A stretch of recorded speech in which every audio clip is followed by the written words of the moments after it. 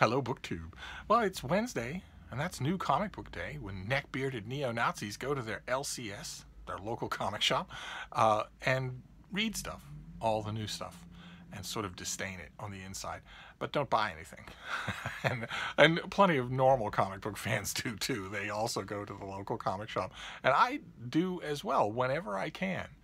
I tried for a while. I have flirted in the last 5 or 6 years from time to time with buying the regular floppy issues that come out every week.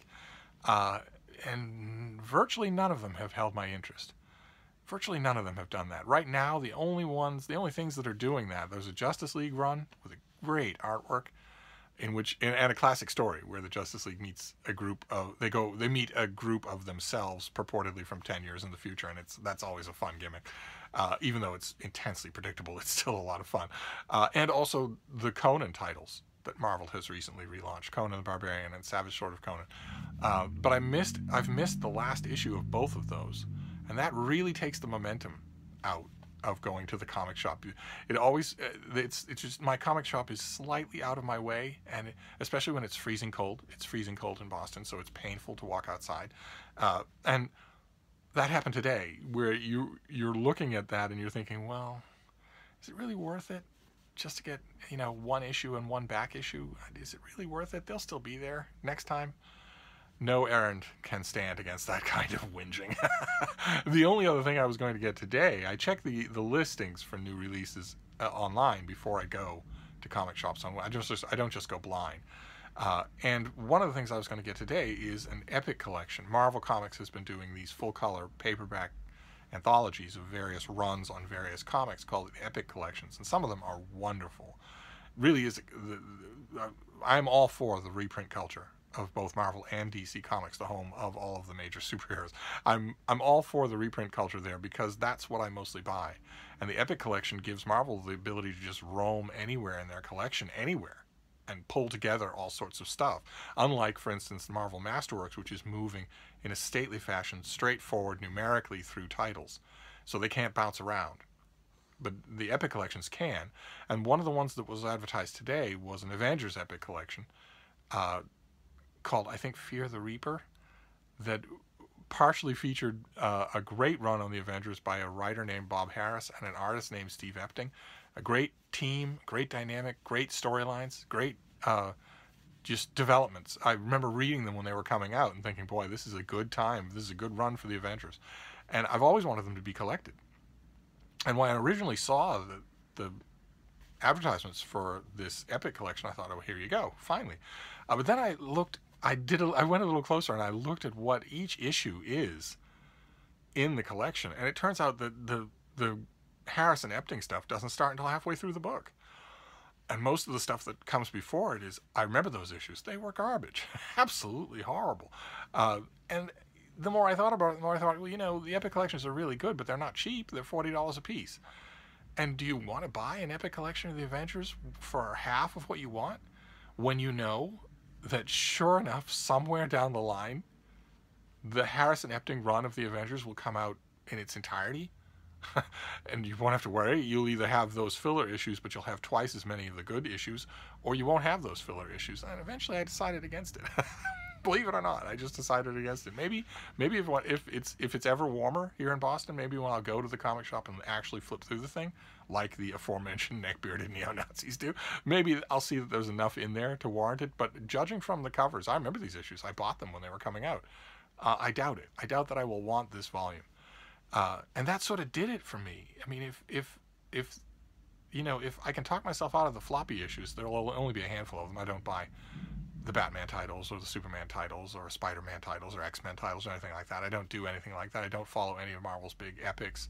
They're doing a big Asgardian epic these days called War of the Realms. I'm not going to follow that. It's got 50 parts to it. And so if you don't have the floppy issues and you don't have a graphic novel, then why would you go? I wouldn't go. But I felt like I owed you a comic book video.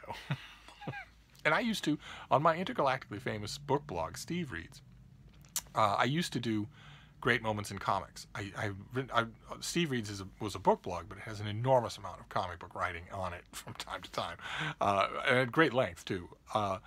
And I wanted to do a great moment in comics today for you, and it's a lost art. It's a thing that you don't see in Marvel or DC Comics virtually at all anymore, and that is the single issue, the one and done storyline that used to be an absolute staple of comic books. Right now, that's not the case. Right now, barely anything happens in any one issue because the publisher, the writer, is pacing everything for the eventual graphic novel down the line. So each issue is at most one chapter in a story, sometimes only half a chapter. And they read that way. They can be very, very unsatisfying from a dramatic point of view. But forever and ever, for 70 years of superhero comics, that wasn't the case. There weren't any huge mega crossover events, or they were extremely rare, the way they should be. And every issue was usually self-contained. You got a new issue of Superboy, and the started with a mystery, and continued with more mysteries, ended with the solution to the mystery, and had some great moments in between. And that was all we ever asked of comic books. And it was true for Marvel and DC. And the issue that I want to talk about today is one of those. It's just a wonderfully touching thing.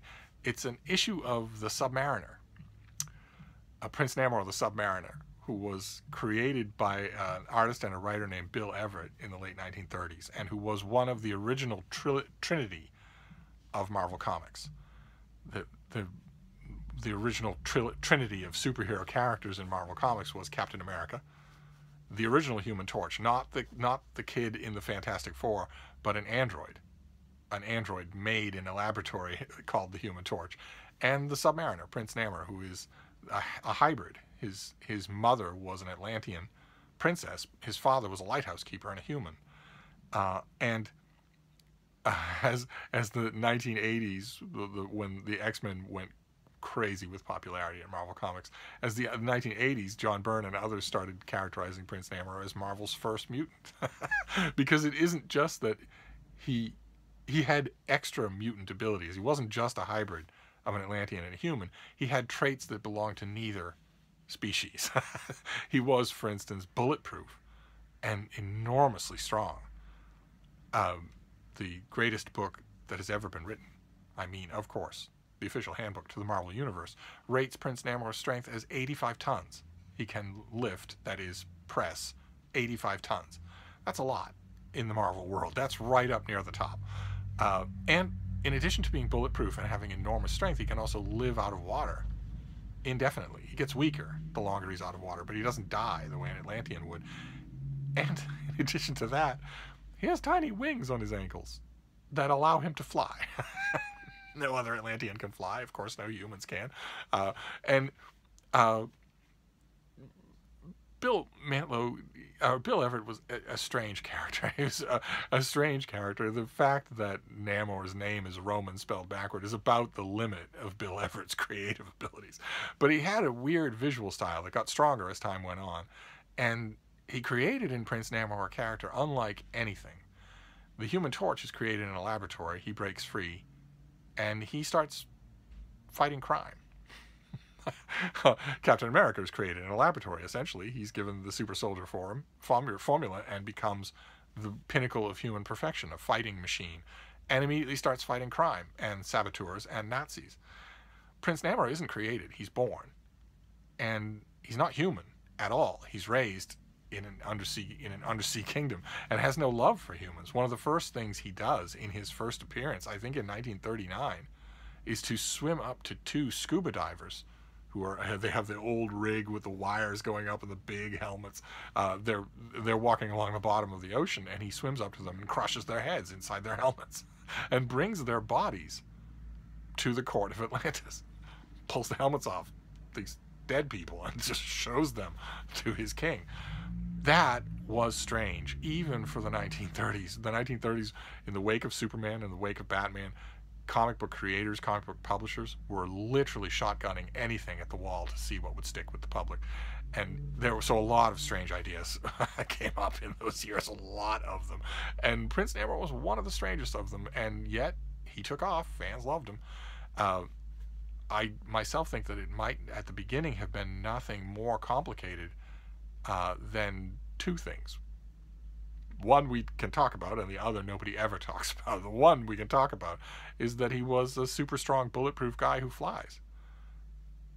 that scratched an itch for comic book readers as far as Superman went, and you know, as far as that goes, that is one reason why he would be popular. Another reason why he might have been popular is because these things were pitched at adolescent boys, and Prince Namor wore bright green trunks, and that's all. We don't talk about that, but that's nevertheless, I think, probably one of the causes of his popularity. And he was also a loner. The Human Torch was no sooner on the scene fighting crime than he took on a teenage sidekick, Toro, who was another mutant. didn't have an origin story. He was just born with the ability to burst into flame and control it and fly and throw fireballs just like the Human Torch. And so they teamed up as hero and sidekick. And Captain America also almost immediately got himself a sidekick, Bucky, who was just a teenage boy, good with his fists, later on good with a gun. No superpowers any more than Captain America had them, but Prince Namor didn't have any kind of sidekick. The closest that he ever came was a knockoff character called Namora, who was a cousin of his and a fully grown adult. And they never fought crime together, so it doesn't matter. And naturally, once the Submariner was launched and the Human Torch was launched and Captain America was launched, it was naturally right after that the United States went to war. So all of these characters fought the Nazis. And then just the comic books sold by the millions during the war, but after the war that vogue ended and these characters just sort of were mothballed.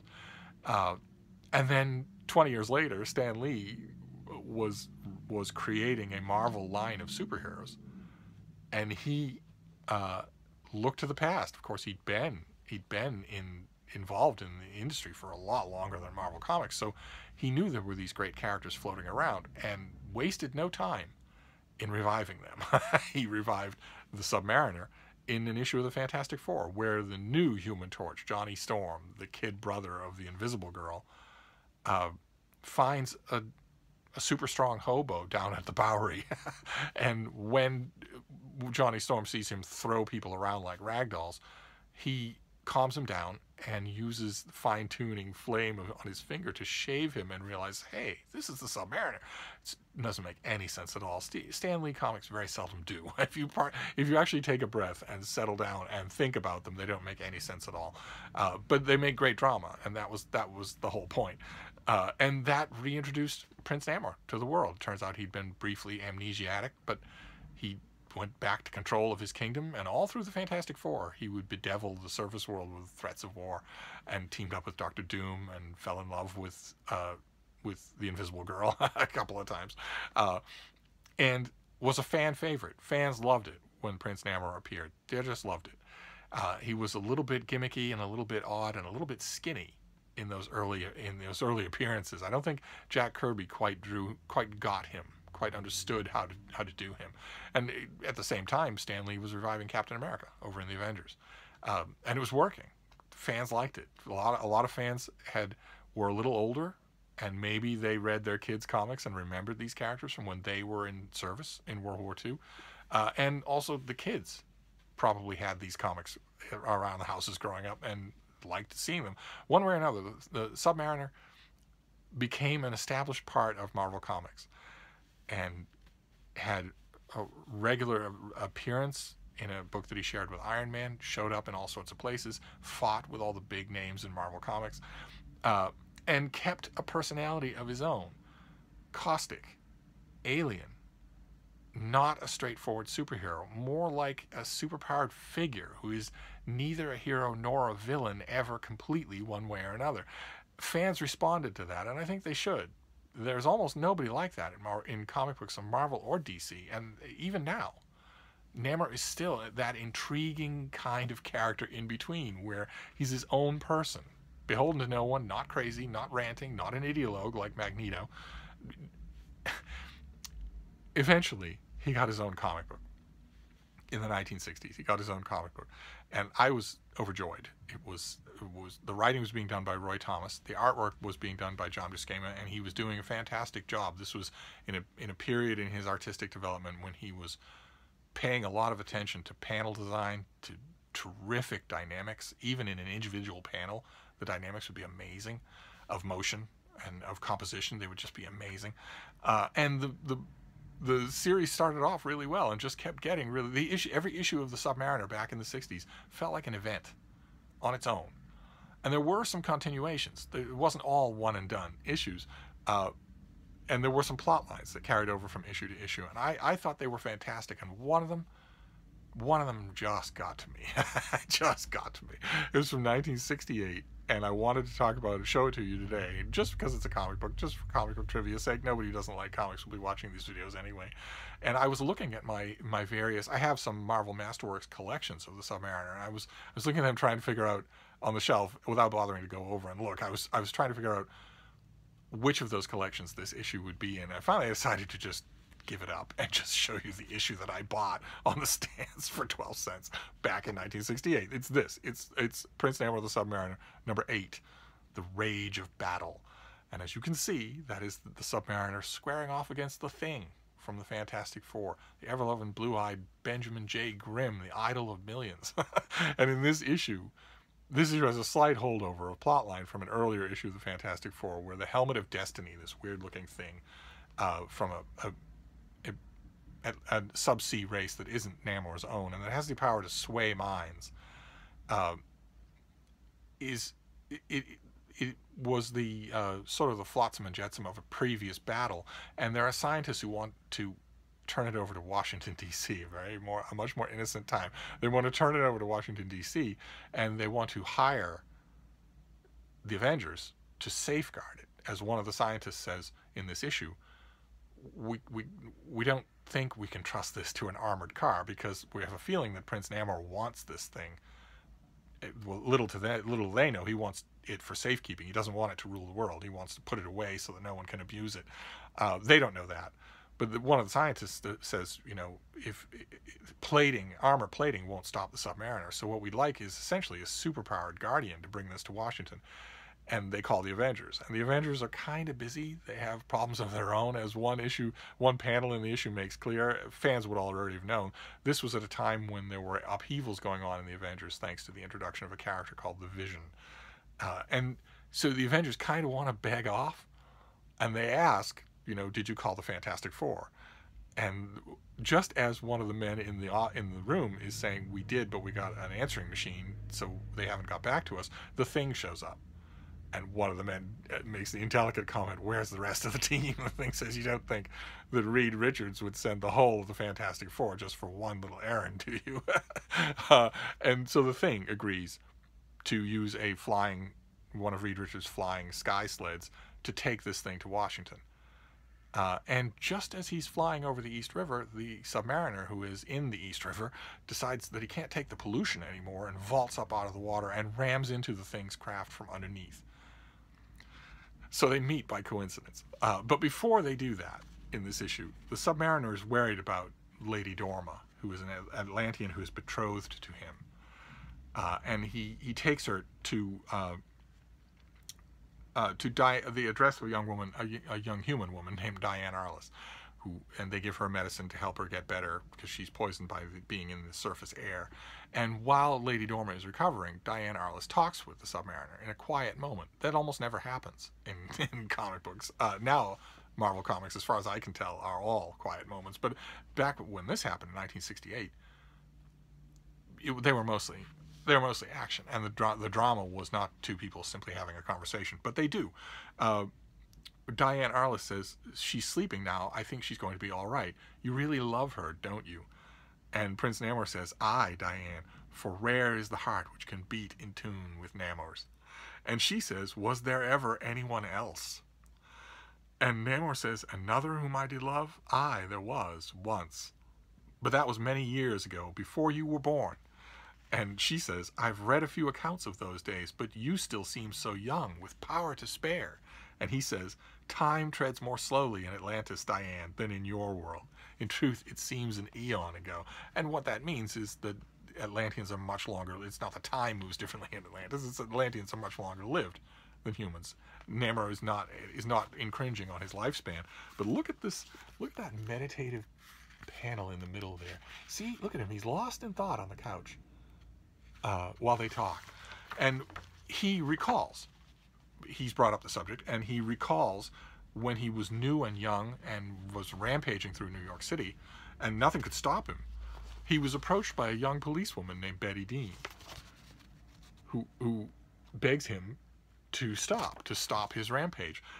And it largely works. She gets through to him in a way that the police and the authorities could not do, and manages to calm him down a bit, even though we get, of course, in this issue, a shorthand of his constant fights with the Human Torch. Before they became allies, they fought all the time, water and fire.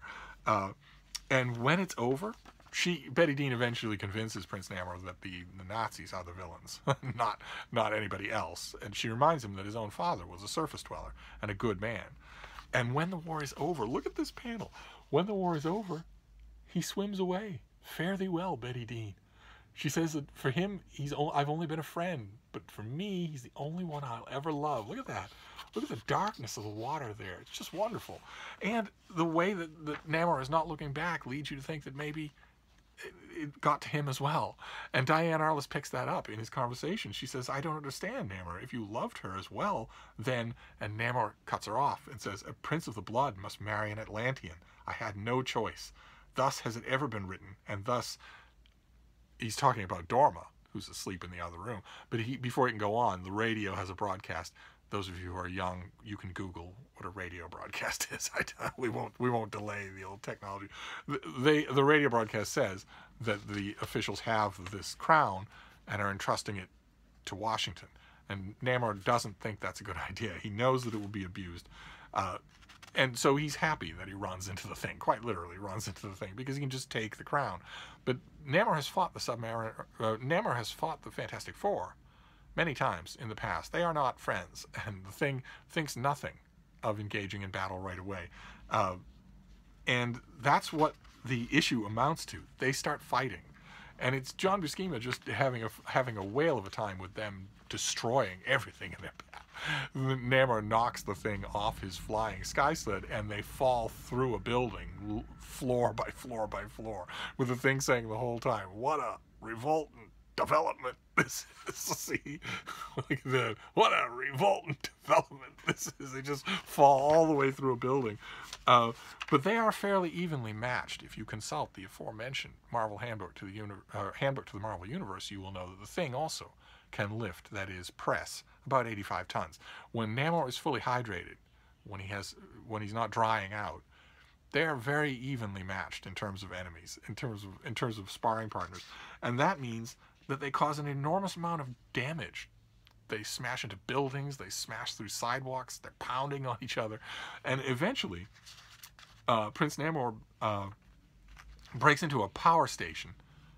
The Thing follows him in there because he's taunted him, and Namor incapacitates the Thing momentarily with electricity, and the Thing is staggered, and Namor wants to crush him like a bug.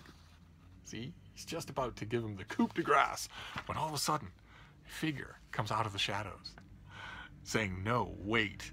And Namor says, this is Roy Thomas at his most grandiloquent, he says, "What? Who dares tempt the seaborne fates by commanding the Submariner to halt?" And the shadowy figure says, "I dare, Namor, because I must. My name is Mrs. Prentice. I came to ask you to end this savage, wanton destruction." And Namor, still holding multi-ton piece of rock over his head, says, "You!" And he lowers the rock, and she says, "Yes, Namor, it is I, someone who had to stay your anger before you did that which you regret." And he says, "Wait, do not go. There is no need to leave. You must stay, that we may talk." Again, not a Namor that we have seen. And she says, "Talk, Namor? What have we to say to each other? I did what I felt I had to do, and now, goodbye." And Namor is just staring sadly into the shadows. See the look on his face? He's sad. He's looking into the shadows as the Thing, who is still unsteady on his feet, starts to recover and says, here, let me see here. I want to quote it exactly. He says, "Hold it right there, mister. You ain't cutting out till Ben Grimm gives the word." And Prince Namor says, "You are wrong, my friend. The word has been given by another whose courage dwarfs even your own." And Namor flies off with the helmet. The Thing actually says, "I don't get it. I lost that fight on a TKO. I know I did.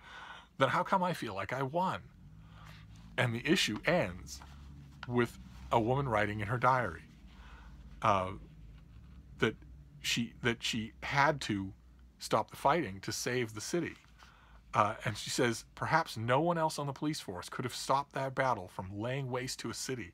No one but a widow named Mrs. Prentice, whom the eternally young Submariner once knew as Betty Dean. Time has passed.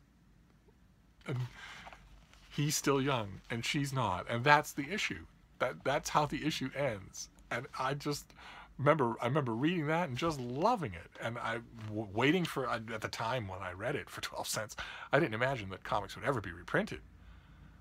It was the wildest fluke of luck that anybody ever bothered to save these things back then. It was Marvel sort of started that. Certainly almost nobody who read and loved DC Comics the way I did for decades ever thought about saving any issues. The few that I have from the 1960s was just random chance, things that I wanted to reread, that's all.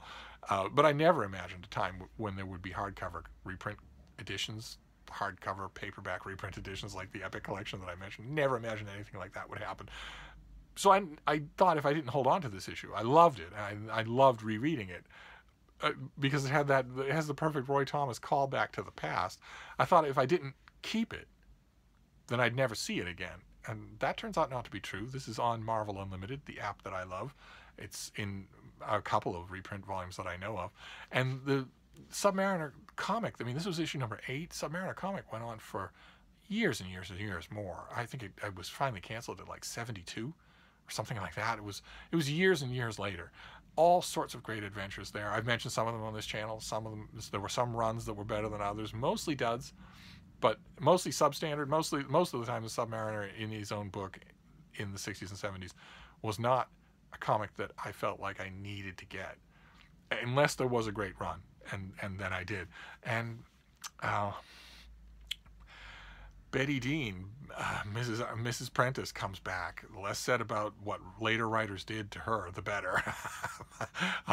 But Namor kept going. Even when his comic stopped, he kept going. And Roy Thomas wasn't done with him, because Roy Thomas loved the past of Marvel Comics. And in the 1970s, Roy Thomas pitched and got permission to do a World War II superhero team called the Invaders, starring the cast that I just mentioned. The Submariner, Captain America, Bucky, the Human Torch, and Toro. And the first probably 20, 30 issues of the Invaders were terrific. Oh my God, I have it here. This is Invaders number 1 with a fantastic John Romita Sr. cover. Look at how beautiful that cover is. Oh God, look at how beautifully it's designed. It's like an action, like a climactic action sequence from a Marvel Comics movie. There's so much perfectly balanced going on that cover. Oh. And John Romita Sr. did a bunch of great covers for the Invaders, and so did Gil Kane, the great Gil Kane. Even Jack Kirby did some when he came back to Marvel. And in these issues, Roy Thomas gets to write the Submariner again, and he does a fantastic job.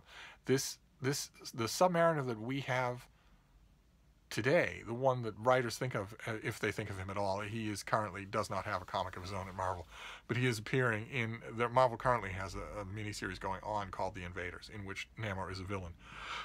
I haven't even looked at it, because I'm afraid that it will disappoint me so bad that everybody will be out of character, that I haven't really looked at it. I probably should. Probably I should.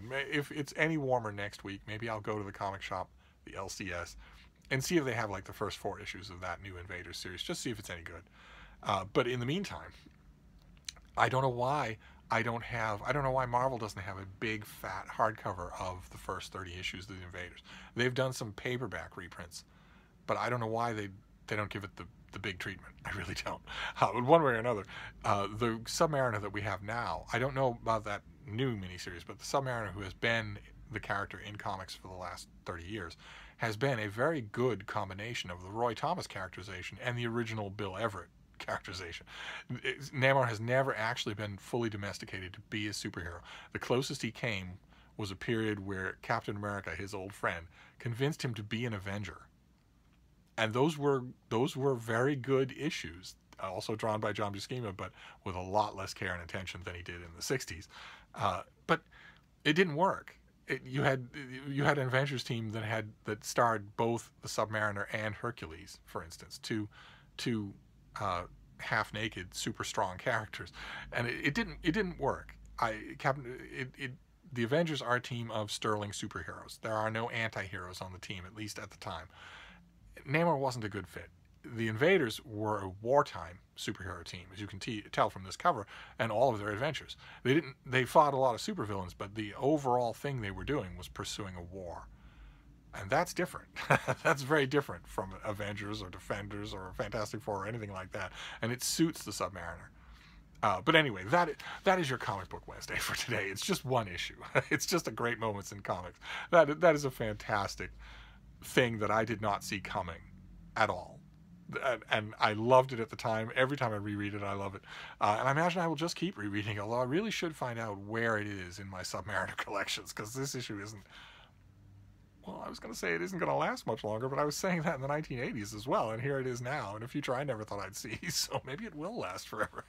Anyway, that's your Comic Book Wednesday for today. Maybe we'll have newer fare next Wednesday. I'll try. But in the meantime, I'll wrap this up. But I'll see you soon. Thank you, BookTube.